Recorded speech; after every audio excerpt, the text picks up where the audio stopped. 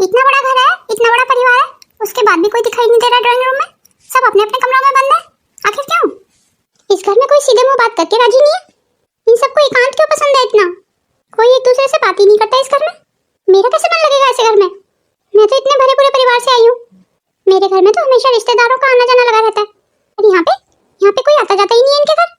और रिश्तेदारों का आना तो दूर की बात है, यहाँ पे तो ये परिवार वाले ही आपस में बात नहीं करते हैं। चलो देख के आती हूँ सबको, सब अपने अपने कमरों में क्या कर रहे हैं।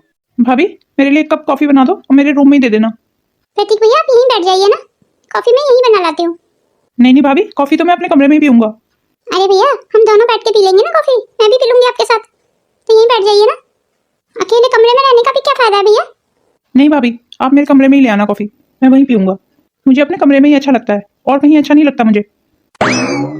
कमाल की बात है, अपने कमरे में ही अच्छा लगता है। चलो भैया के कमरे में ही आती हूँ कॉफी बना के, वहीं बैठ के मैं भी पी लूंगी। मैं तो जब तक चार बातें इधर उधर की ना कर लूँ ना, मेरा तो मन ही नहीं लगता है। मुझे नहीं अच्छा लगता एकांत वगैरह, मुझे तो सबके साथ ही अच्छा लगता है। मुझे तो कोई ना कोई चाहिए बात करने वाला, जो मुझसे हर समय बात करता रहे। पर मैं औरों का क्या बोल रही हूँ, मेरी सास तो गाँव चली गई है, वो तो अकेले में गाँव रह रही है। पर वो गाँव क्यों चली गई अपना भरा पूरा परिवार छोड़ के? गाँव में अकेले में मन कैसे लगता होगा उनका? वो परिवार भी कोई परिवार होता है जिसमें बड़े ना हो, घर के बुजुर्ग ना हो। प्रतीक भैया, कहाँ है आप? मैं कॉफी ले आई हूँ। अरे भाभी, आप आइए आइए। ये लीजिए प्रतीक भैया आपकी कॉफी। धन्यवाद भाभी कॉफी के लिए। पर आप ये 2 कप किसके लिए लेके आई हैं? एक कप आपके लिए और एक कप मेरे लिए। मैं भी तो पीऊंगी ना आपके साथ कॉफी बैठ के, फिर हम खूब सारे गप्पे भी मारेंगे। क्या कहा भाभी अभी आपने? आप मेरे साथ गप्पे लगाएंगी? क्यों भैया, कुछ गलत तो नहीं कहा ना मैंने? नहीं भाभी, आपने कुछ गलत नहीं कहा। एक्चुअली मेरे से बहुत दिनों के बाद किसी ने ये बात बोली ना, इसलिए मुझे बहुत अच्छा लगा सुन के। क्या मतलब भैया, मैं कुछ समझी नहीं। मेरी बड़ी भाभी थी ना, वो भी आपकी तरह ही थी, चुलबुली सी, नटखटी सी। उन्हें भी ना गप्पे मारने का बहुत शौक था। तो फिर अब कहाँ चलेगी बड़ी भाभी? बड़ी भाभी इस घर को छोड़ के चली गई। क्या मैं जान सकती हूँ क्यों चलेगी? भैया को भाभी से कुछ शिकायतें थी और भाभी को भैया से कुछ शिकायतें थी, और दोनों में आपसी मतभेद इतना हो गया कि भाभी इस घर को ही छोड़ के चली गई। पर दोनों में गलती किसकी थी भैया? ये तो मैं नहीं जानता भाभी गलती किसकी थी। मैं एक दिन जब स्कूल से लौट के आया तब मैंने देखा भाभी घर पे नहीं थी, वो इस घर को छोड़ के जा चुकी थी। भाभी क्या गई, जैसे इस घर की हंसी खुशी अपने साथ ले गई। खैर आप छोड़िए इन सब बातों को भाभी, आप कॉफी पीजिए। लो बातों बातों में तो कॉफी पीना ही भूल गए, कॉफी तो ठंडी हो चुकी है। ठीक है भैया, फिर चलती हूँ मैं। ये बड़े भैया इतने उदास क्यों लग रहे हैं? आखिर घर में सब उदास और परेशान क्यों रहते हैं? सबकी उदासी और परेशानी का कारण क्या है? इस घर में सब लोग खुश क्यों नहीं रहते हैं? क्या मेरा बात करना सही होगा भैया से? बात करके देखूं क्या भैया से? पर कहीं अगर भैया को बुरा लग गया तो? बुरा लग गया तो लग गया, क्या हो गया फिर? 2 बात सुनाई तो देंगे मुझे। मेरा क्या बिगड़ जाएगा अगर मैं 2-4 भैया की बात सुन भी लूंगी तो? पर मुझे भैया की उदासी का कारण तो पता चल जाएगा कि वो इतने उदास क्यों है। बड़े भैया, आपके लिए कुछ लाऊं? तुम्हें क्या मैनर्स नहीं है बिल्कुल भी? ऐसे किसी के कमरे में आ जाते हैं बिना नॉक किए हुए? हाँ भैया, मुझे ऐसे नहीं आना चाहिए था, मुझसे गलती हो गई, मुझे माफ कर दीजिए। अरे माफी मांगने की कोई जरूरत नहीं है। माफी तो मुझे तुमसे मांगनी चाहिए। मैंने तुमसे कितनी बदतमीजी से बात की अभी। वो मैं कुछ सोच रहा था ना, और तुम अचानक से आ गई। कहीं आप भाभी के बारे में तो नहीं सोच रहे थे भैया? नहीं, ऐसी कोई बात नहीं है। मैं भला उसके बारे में क्यों सोचूंगा? आप कुछ भी बोलो भैया, पर आपके चेहरे से साफ पता चल रहा है कि आप भाभी के बारे में ही सोच रहे थे। अगर आप उनके बारे में सोच रहे हैं तो इसका मतलब तो ये हुआ कि आप उन्हें बहुत प्यार करते हैं। अगर प्यार करते हैं तो उन्हें घर क्यों नहीं ले आते हैं वापस? यूं अकेले जिंदगी जीने का क्या फायदा भैया? क्यों, किस लिए? हम सब अपनी 4 दिन की जिंदगी में दुखों को क्यों चुन लेते हैं भैया? अपने प्यार के सामने झुकना क्यों नहीं जानते हैं हम? उषा, अभी तुम्हें कुछ नहीं पता, इसलिए ये सब बातें कर रही हो। अभी तुम्हें कुछ दिन तो हुए हैं यहाँ शादी करके आए हुए। तुम इस घर के बारे में जानती क्या हो? जहाँ तक मुझे लगता है ना, रिश्ते में अगर एक बार दरार पड़ जाए ना, तो वो दरार कभी नहीं बढ़ सकती। वो दरार जरूर भर सकती है भैया, अगर कोई भरना चाहे तो। आप उस दरार को भरने की कोशिश तो कीजिए भैया एक बार। जब ढहे हुए घर को लोग बनवा सकते हैं दोबारा, तो दरारों को क्यों नहीं ठीक कर सकते? ये सब किताबी बातें हैं। कहना बहुत आसान है पर करना बहुत मुश्किल। वो तो मुझे ऐसे छोड़ के गई कि उसने पलट के ही नहीं देखा मुझे। फिर उसने नहीं देखा मुझे पलट के, तो मैंने भी नहीं देखा उसे पलट के। फिर वो अकेले कहाँ गई? साथ में मेरी निक्की को भी तो ले गई। मुझे निक्की की बहुत याद आती है। अब ऐसा तो है नहीं ना कि बाप के सीने में दिल नहीं है। मैं भले ही किसी को अपने आंसू ना दिखा सकूं, पर अपनी बेटी के लिए मेरा दिल तड़पता तो है ही ना। तो भैया जाके निक्की से मिल आते ना। हिम्मत ही नहीं हुई वहां जाने की। पता नहीं किस बात की खुंदक लेके बैठी हुई है पूनम मुझसे। अरे भैया, आप तो बहुत उदास हो गए। खैर चलो छोड़िए इन सब बातों को, आपके लिए चाय या कॉफी लेके आऊं भैया? चलो 1 कप चाय पिला दो। जी ठीक है भैया, अभी ले आती हूँ। ओहो, अब ये फोन को क्या मौत आ गई? ये क्या नहीं चल रहा है? इस फोन को भी ना आज ही खराब होना था। प्रेरणा दीदी, अगर कोई परेशानी है तो मैं आपकी मदद कर सकती हूँ, पर मैंने तो आपसे मदद नहीं मांगी। कोई बात नहीं दीदी, नहीं मांगी तो, पर मैं तो आपकी मदद करना चाहती हूँ। देखो ऐसा है उषा भाभी, अभी तुम जाओ यहाँ से, मेरा मूड बहुत खराब है इस समय। एक तो मेरा फोन नहीं चल रहा है, ऊपर से तुम दिमाग खराब करने आ गई हो। तो दीदी एक काम करते हैं, चलिए मार्केट चलते हैं, आपके लिए नया फोन खरीद लाते हैं। हो सकता है ना दीदी, जीजा जी का फोन ही आ जाए। आप उन्हीं के फोन का इंतजार करती हो ना दीदी? खबरदार उषा, ये दोबारा उनका नाम लिया। मैं उस आदमी से नफरत करती हूँ, मैं कोई उसके फोन का इंतजार नहीं करती हूँ। मुझे तो मेरे फोन में गेम खेलना था।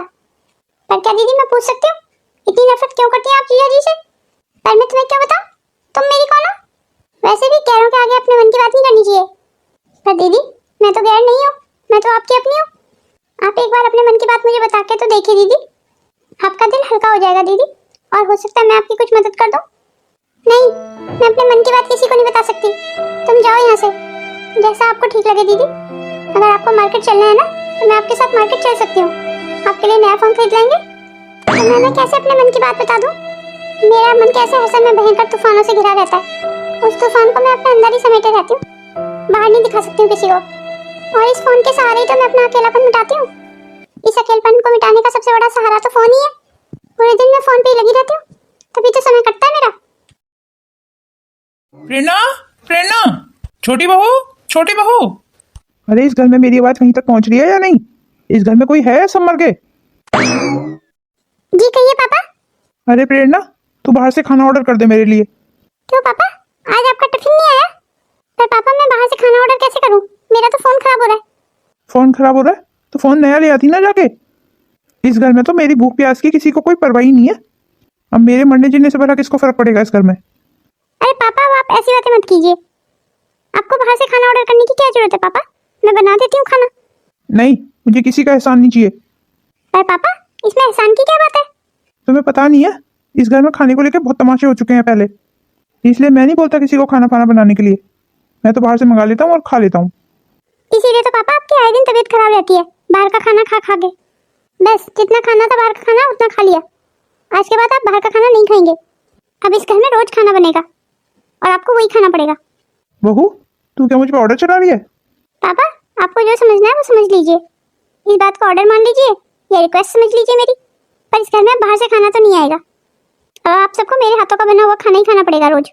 और एक बात और पापा, खाना किसी के कमरे में नहीं लेके आऊंगी मैं, बाहर डाइनिंग टेबल पे ही बैठ के सब खाना खाएंगे एक साथ। मुझे तो सिर्फ खाना खाने से मतलब है, डाइनिंग टेबल या कमरे से मुझे कोई फर्क नहीं पड़ता। ठीक है तो फिर पापा, आज के बाद सब एक साथ ही खाना खाएंगे। अब आप ये बताइए पापा, आप लंच में क्या खाना पसंद करेंगे? मैं वही बना दूंगी आपके लिए। देख बहू, तू अभी बनाने में समय लगाएगी खाना, और मैं इंतजार नहीं कर सकता। पापा बाहर से खाना आने में भी तो 10-15 मिनट लगेंगे, और आप उतना समय मुझे दे दीजिए, मैं अभी बना देती हूँ खाना। और हाँ बहू, खाने में तेल मसाले अच्छे से डालना, मैं उबला हुआ खाना नहीं खाता हूँ। और रोटियाँ बिल्कुल पतली पतली होनी चाहिए, साथ में चटनी और पापड़ भी होने चाहिए।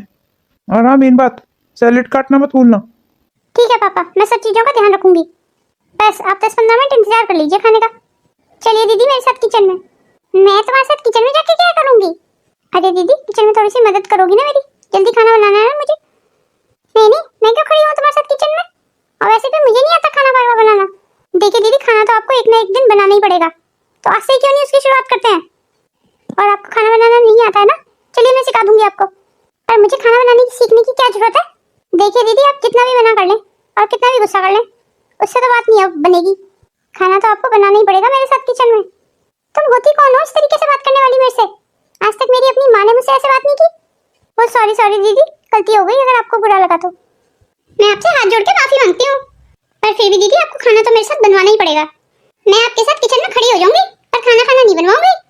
प्रेरणा, जब बहू कह रही है तो खाना क्यों नहीं बनवाती है उसके साथ? जा उसके साथ बहस मत कर, खाना बनवा उसके साथ। ठीक है पापा, अब आप कहते हैं तो चली जाती हूँ।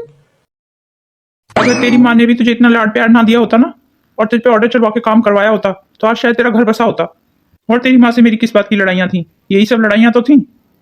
चलो, इतने साल के बाद कुछ तो अच्छा देखने को मिला इस घर में। अरे वाह, आपने तो इतनी जल्दी सारा खाना बना लिया। हाँ तो दीदी, खाना बनाने में कितना समय लगता है? बशर्ते तुम्हें खाना बनाना आना चाहिए। चलो दीदी, अब सबको खाना खिला देते हैं, पापा भी इंतजार कर रहे होंगे खाना खाने के लिए। अच्छा दीदी, आपसे एक बात पूछूं? पापा हर समय इतने चिड़चिड़े से क्यों रहते हैं? माँ की वजह से ही रहते हैं चिड़चिड़े? पर मम्मी पापा को छोड़ के क्यों चलेगी? माँ पापा के स्वभाव के चलते चलेगी इस घर से। क्या मतलब दीदी? मैं कुछ समझी नहीं। पापा थोड़े से मुंहफट है ना, वो कुछ भी बोल देते हैं किसी के भी आगे। ये बातें माँ को बर्दाश्त नहीं होती, नहीं इसीलिए चलेगी। क्योंकि इन बातों को लेकर आए दिन माँ और बाबूजी में कलेश होता था।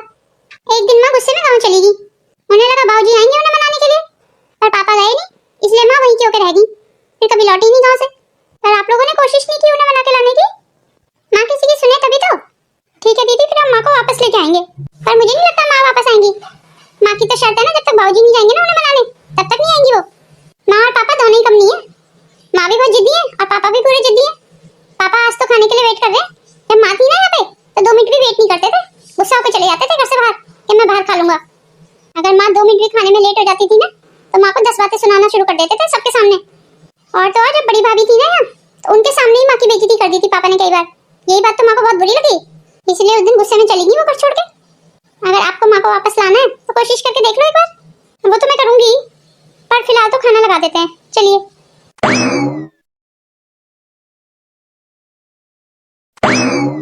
लीजिए पापा, चाय बना लाई हूँ। अरे वाह प्रेरणा बेटा, तुझे तो चाय बनानी भी आती। अब माँ जो नहीं है यहाँ पे पापा, अपना काम तो मुझे खुद करना ही पड़ेगा ना। मेरे लिए मेरा काम कौन करेगा? पर ये तो बहुत अच्छी बात है ना बेटा, तू धीरे धीरे सारे काम सीख रही है करके। जब तेरी माँ थी तब तो तू किचन में झांकती तक नहीं थी। अरे पापा, अब हमारी प्रेरणा दीदी चाय नहीं खाना भी बहुत अच्छा बनाने लगी है। क्या सच में? हाँ पापा, यकीन ना हो तो आप देख लीजिए, आज शाम का खाना दीदी बना देंगी। भाभी आपको तो हर समय बहाने चाहिए मुझसे काम करवाने के। अरे दीदी आप गुस्सा क्यों कर रही हैं? आप गुस्सा नहीं करो तो क्या करो? देखो दीदी ऐसा है, अगर आपको अच्छा लगे बुरा लगे, पर खाना तो आपको ही बनाना पड़ेगा। क्यों पापा, सही कह रही हूँ ना मैं? हाँ हाँ प्रेरणा बहू, तो बिल्कुल सही कह रही है। प्रेरणा बेटा, मुझे लगता है सबको थोड़ा थोड़ा बदलना चाहिए घर में, तभी एक घर गृहस्थी चल पाती है। मैंने भी अपने आप को बदला है ना, अब तू भी थोड़ा सा अपने आप को बदल। तूने देखा नहीं जब तेरी माँ थी तब मैं कैसा था, और अब मैंने अपने आप को कितना बदला है। जब वो थी तब मैं किसी भी चीज़ के लिए इंतजार नहीं करता था, पर उसके जाने के बाद मैं इंतजार करना सीख गया हूँ। जब मैं अपने अंदर इतने बदलाव ला सकता हूँ तो प्रेरणा बेटा तू क्यों नहीं ला सकती है? तू भी ला सकती है। ठीक है पापा, अगर आप कहते हैं तो शाम का खाना बनाने की कोशिश करूंगी। क्या हुआ पापा, माँ की बहुत याद आ रही है आज? नहीं नहीं बहू, ऐसी कोई बात नहीं है। अरे पापा, अगर याद आ रही है तो बता दीजिए ना, क्यों ना आप माँ को ले आइए गाँव से जाके। वैसे भी गाँव में अकेले में कहाँ मन लग रहा होगा माँ का। वो जैसे खुद गई है ना यहाँ से, खुद ही आना पड़ेगा उसे। मैं कोई उसे मनाने नहीं जाऊंगा। पापा प्लीज ले आइए मम्मी को, मैं इस घर को खिलखिलाते हुए और हंसते हुए देखना चाहती हूँ पापा। देख बहू, ये तेरी सास का ही घर है, वो जब चाहे तब आ सकती है, पर मैं उसे लेने नहीं जाऊंगा। मैं मरते मर जाऊंगा पर झुकूंगा नहीं, और इस बारे में मुझे कोई बहस नहीं चाहिए। इसका मतलब तो ये हुआ कि माँ को खुद ही आना पड़ेगा यहाँ पे। हाँ, खुद क्यों नहीं आ सकती? वो खुद ही आएगी, उसका घर नहीं है ये। तो फिर ठीक है पापा। उधर माँ झुकने को तैयार नहीं है, इधर पापा झुकने को तैयार नहीं है। आखिर माँ को कैसे लाया जाए यहाँ? अब तो कुछ दूसरा रास्ता सोचना पड़ेगा जिससे माँ खुद ब खुद यहाँ आ जाए। एक आइडिया आ तो रहा दिमाग में, चलो यही करके देखती हूँ। अरे बहू, बहू, अरे घर पे कोई है या नहीं है? माँ जी मुझे पता था आप जरूर आएंगी। अरे तूने फोन किया था और अपने पापा की तबीयत के बारे में बताया था, तो बोला मैं कैसे ना आती। अब कैसी तबीयत है इनकी, कहाँ है ये? माँ जी शांत हो जाइए पहले। अरे बहू कैसे शांत हो जाऊं? मेरे पति की तबीयत ठीक नहीं है और तू मुझे शांत रहने के लिए कह रही है? तूने आते ही फिर इस घर में शोर मचाना शुरू कर दिया। पर आप तो हॉस्पिटल में एडमिट थे, तो आप घर पे कैसे? मैं भला हॉस्पिटल में क्यों एडमिट होने लगा? मैं तो बिल्कुल भला चंगा हूँ। तो फिर इसका मतलब बहू ने मुझसे झूठ बोला? क्यों बहू, ये सब करने की क्या जरूरत थी? तुझे शर्म नहीं आई अपने पापा के लिए ऐसे झूठ बोलते हुए? तुझे पता है रास्ते पर मेरी क्या हालत हुई है? माँ जी मुझे माफ कर दीजिए, पर ये झूठ बोलने के अलावा मेरे पास कोई चारा नहीं था। अगर मैं ये झूठ ना बोलती तो भला आप यहाँ आती। अब तो कुछ भी कह, पर तूने मेरे साथ बहुत गलत किया। तू तो अंदाजा भी नहीं लगा सकती बहू, इन कुछ घंटों में क्या क्या बीती है मुझ पे। मन में इतने बुरे बुरे विचार आ रहे थे बहू, और एक बार को तो मुझे ऐसे लगा जैसे मैंने इन्हें हमेशा के लिए खो ही दिया हो। रहने दे, इतना प्यार जताने की जरूरत नहीं है। मैं सब जानता हूँ तेरी नौटंकी। मैं नौटंकी नहीं कर रही हूँ जी।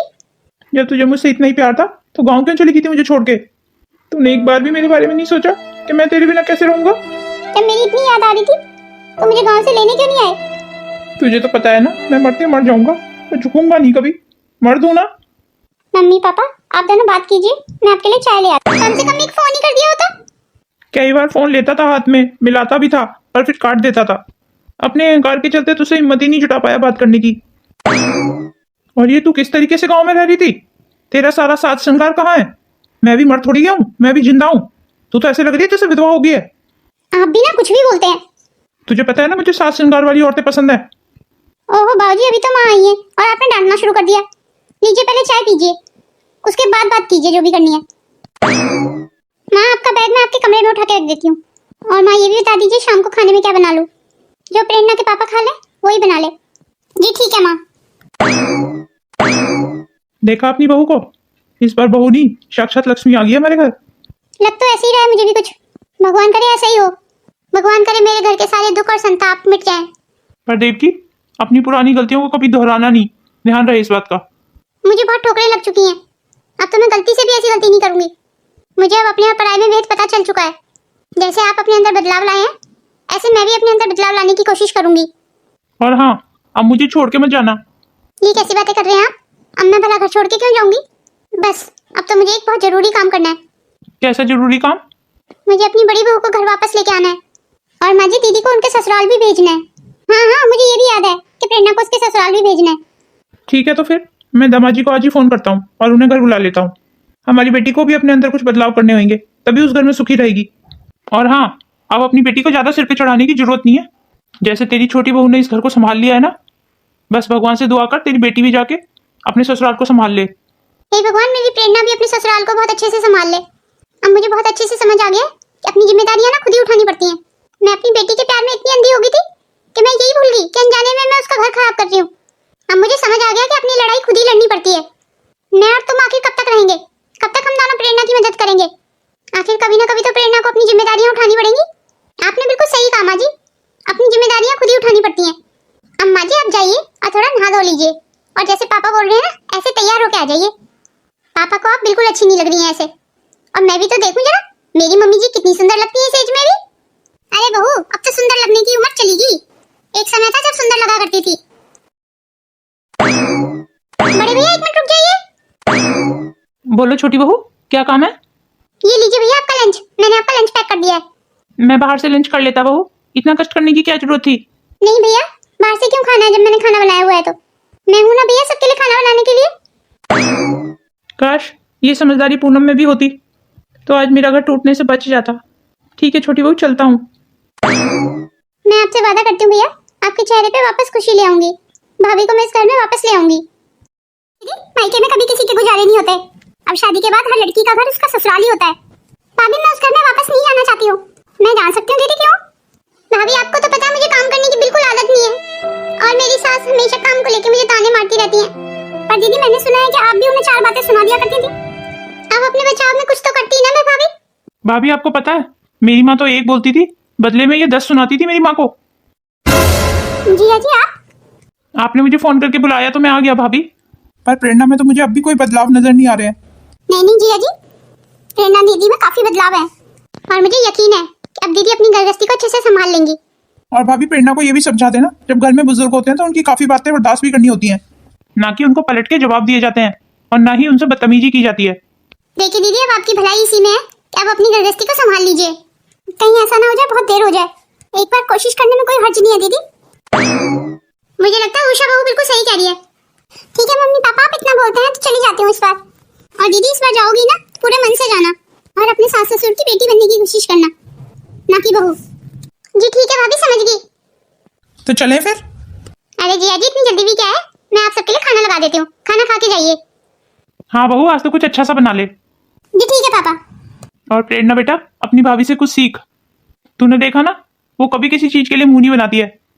सारे रिश्तों को उसने कैसे सहेज के रखा हुआ है, हमारे बिखरे हुए घर को कैसे जोड़ दिया उसने। तू भी अब अपने ससुराल जा रही है ना, तो कोशिश करना सब जोड़ने की। जी ठीक है पापा, समझ गई। चलिए दीदी फिर किचन में चलिए मेरे साथ। जी चलिए भाभी। पूनम बहू मुझे माफ कर दे, अपने घर वापस आ जा। पूनम बहू, तेरे बिना ये घर अधूरा है। माँ जी आप ऐसा कह के मुझे शर्मिंदा मत कीजिए। नहीं बहू, मुझे माफी मांगने दे, मैंने काम ही ऐसे किया है। पर अब मुझे समझ आ गया है कि तुम लोगों की खुशी में ही मेरी खुशी है। मैं तो प्रमोद की भी गुनहगार हूँ। जब से तू गई है तब से प्रमोद बिल्कुल अकेला हो गया है। वो तुझे और निकी को बहुत याद करता है। मुझे सोचने के लिए थोड़ा सा समय चाहिए माँ जी। भाभी अपने घर लौटने के लिए कैसा समय? कुछ तुम्हें पता नहीं है, पर इस घर में मेरा बहुत अपमान हुआ है। मेरे अपनों ने मेरा बहुत अपमान किया है। ये मेरी माँ समान सासू माँ क्या क्या नहीं कहती थी मुझे। ये मेरे खाने पीने से लेके पहनने ओढ़ने तक सब पे ताने कसती थी। हर छोटी से छोटी बात के लिए मुझे इस घर में सुनाया जाता था, नीचा दिखाया जाता था, क्योंकि मैं गरीब परिवार से थी ना। और उससे भी ज्यादा मुझे बुरा तब लगता था जब प्रमोद मेरा साथ बिल्कुल नहीं देते थे। यूं ही तो कोई अपना घर छोड़ के नहीं जाता ना उषा। कितना कुछ सहा होगा मैंने, तभी तो मैं अपना घर छोड़ के गई। चलो खैर भाभी, जो हो गया सो हो गया। अब घर में सब बदलने की कोशिश कर रहे हैं। देखना भाभी, आप इस बार आएंगी ना इस घर में लौट के, तो आपको सबके अंदर बदलाव देखने को मिलेगा। क्या प्रदीप के अंदर भी मुझे बदलाव देखने को मिलेगा? उन्होंने कभी मेरा साथ नहीं दिया। अरे भाभी यकीन मानिए, भैया तो बहुत चेंज हो चुके हैं और भैया आपको और निक्की को बहुत प्यार करते हैं भाभी। यही अच्छा समय है भाभी भैया की जिंदगी में वापस आने का। अगर ये समय निकल गया ना तो आपके हाथ कुछ नहीं लगेगा भाभी। आ जाइए भाभी अपने घर लौट के। लौटना तो मैं भी चाहती हूँ, और अब तुम इतना कह रही हो तो मुझे आना ही पड़ेगा अपने घर लौट के। मैं यकीन मान उषा, मैं तो कब से अपने घर लौटना चाहती थी, बस यहाँ आने की हिम्मत ही नहीं जुटा पा रही थी। बहू, तुझे जो भी काम करना है ना तू कर सकती है, अब तुझ पे कोई रोक टोक नहीं है। हाय सच माँ जी। हाँ हाँ बहू, बिल्कुल सही कह रही हूँ। अरे अब चाय मिलेगी नहीं मिलेगी? जी बाबूजी, चाय भी मिलेगी और साथ में पकौड़े भी मिलेंगे। बस आपको थोड़ा इंतजार करना होगा। बस इंतजार करना ही तो नहीं आता है ना। पर अब मैं इंतजार करना सीख गया हूँ। लो मेरी बहू है, चाय और पकौड़े ले आई।